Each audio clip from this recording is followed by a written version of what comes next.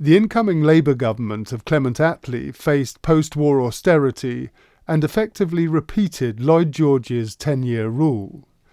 Since Britain could now develop an atomic bomb, there would not be another war, and so no new fighter aircraft. This put the government and the industry on a collision course. Clearly the industry needed to be scaled back, but a new freeze on development cost Britain a generation of fighters and its world lead. The aircraft companies, still led in many cases by pioneer aviators like Sopwith, resisted as best they could. However, unlike the period after the First World War, an entirely new technology had now arrived. The advent of the jet engine as developed by Frank Whittle was set to revolutionise both air travel and military aviation. Hawker Siddeley was awarded the contract for the first jet aircraft.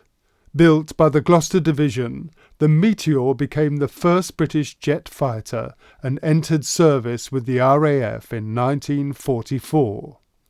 It twice broke the world airspeed record, showing the future direction for fighter technology.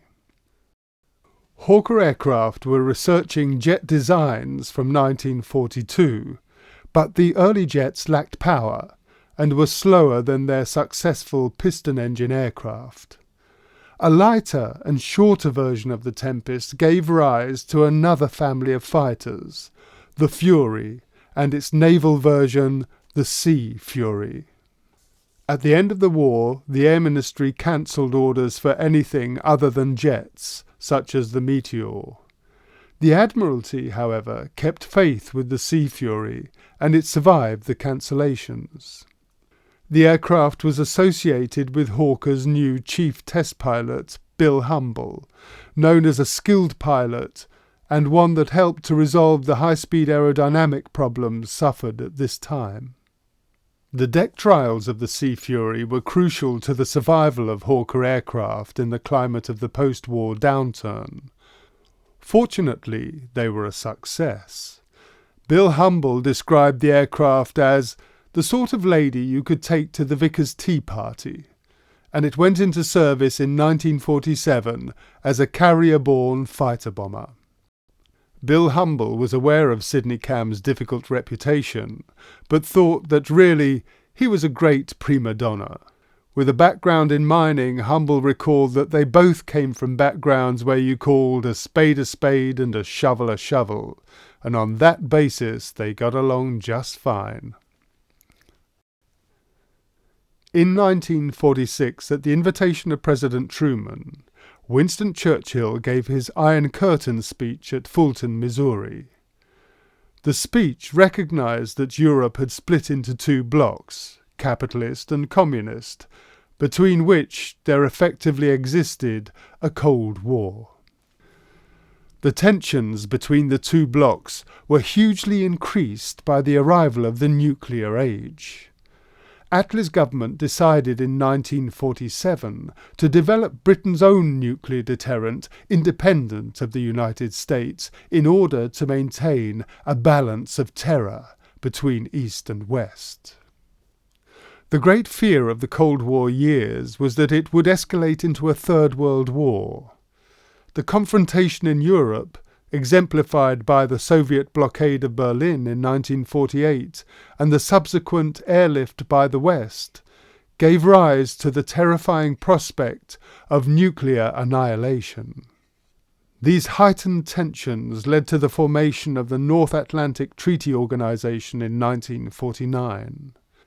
This was recognition that the defence of the UK, the first priority of any government defence policy, and the defence of Western Europe could now only be achieved through a system of alliances. The NATO commitment meant fundamental changes in the deployment of Britain's air forces. The V-Force of Bomber Command was developed to carry Britain's strategic nuclear deterrent, which it did until 1969, when the role was taken over by Royal Navy submarines with Polaris missiles. Fast fighters were also required to intercept Soviet bombers carrying nuclear warheads which threatened Western Europe and also the UK across the North Sea, which is why most RAF bases are on the East Coast.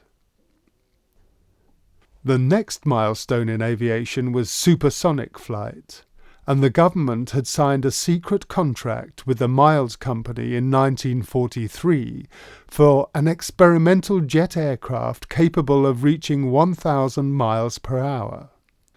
The company came up with a revolutionary bullet-shaped design, the M52, with every expectation it would be successful. Then, in 1946, for reasons never fully made clear, the government pulled the plug on the project. There was consternation in the aviation world, and it effectively marked Britain's opt-out of the supersonic race. The government then passed the blueprints to the USA for use in their program. In 1947, the American test pilot Chuck Yeager, flying from Edwards Air Force Base, went through the sound barrier in his Bell X-1, an aircraft which incorporated technology from the M52. The incident set a pattern of government changeability that was to characterize the decline of the British aircraft industry in the forthcoming decades. In 1950, the Korean War became the first of a number of proxy wars during the Cold War. The North Korean invasion of the South demonstrated very clearly how government cutbacks had left Britain without a frontline fighter. So it was that the propeller-driven Sea Furies and Fairy Fireflies of the Royal Navy went into action against the much faster land-based MiG-15 jet fighters. In such difficult circumstances, the Sea Fury performed remarkably well. They were used as ground attack aircraft, but on a number of occasions fought with MiG-15s and claimed some victories. The last time that a piston-engined aircraft proved superior to a jet. The Sea Fury was very successful and was sold around the world, including to Cuba. After the Cuban Revolution in 1959, the aircraft became part of Fidel Castro's Air Force.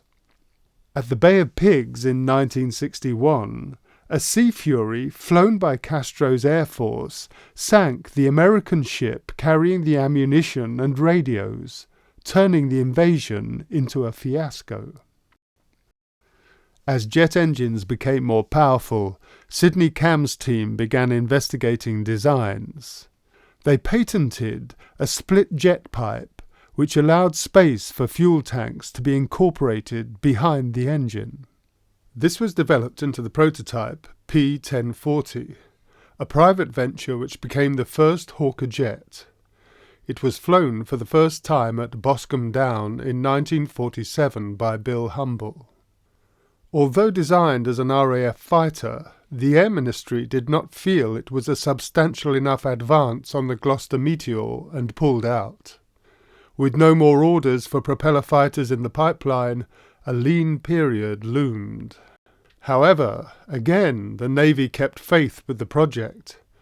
Cam modified the P-1040 as a naval fighter for carrier operation, subsequently named the Seahawk. The Seahawk became the first Hawker jet to enter service, and the Royal Navy's principal fighter between 1955 and 1960. It was another highly successful CAM design, with some 500 built for the Fleet Air Arm and foreign air forces. It saw action during the Suez Campaign in 1956, where it was used for ground attack. This military part of the campaign was a success, unlike the political disaster which accompanied it. After the war, the design team moved back from Claremont into the still bomb-damaged Kingston factory. Although Hawker was world famous, visitors found it difficult to believe that this ramshackle group of buildings was its corporate HQ. Hawker Aircraft was now managed on a day-to-day basis by John Lidbury, originally company secretary and another Sopwith appointee. He managed to steer the company successfully through the post-war contraction whilst staying in profit, and oversaw location changes now forced by other developments. By 1948, Heathrow Airport was expanding rapidly, and Langley, just 6 miles away, was too close to continue operating. Its grass runways, too, were not suitable for jet aircraft. The company urgently needed a large factory and airfield to replace Langley, and for a time Sopwith considered moving the whole operation to Squires Gate, Blackpool, where Wellington bombers had been built during the war. Board minutes, however, record a decision that the home of Hawker Aircraft is in Kingston, and so the search went on for a local factory. In the end, they bought the same factory that Sopwith Aviation had leased from the government in 1918. An offer of £500,000 was made to Leyland Motors, who had been on the site since 1920, and it was accepted. So Hawker Aircraft moved back into the Ham Works, and the Seahawk became the first aircraft to go into production. The administration, design office and machine shops, however, remained at Canbury Park Road. To replace the airfield at Langley, Hawker took over the wartime aerodrome at Dunsfold, near Guildford, in 1950. Dunsfold was then free of commercial air traffic and became Kingston's final assembly and flight test centre.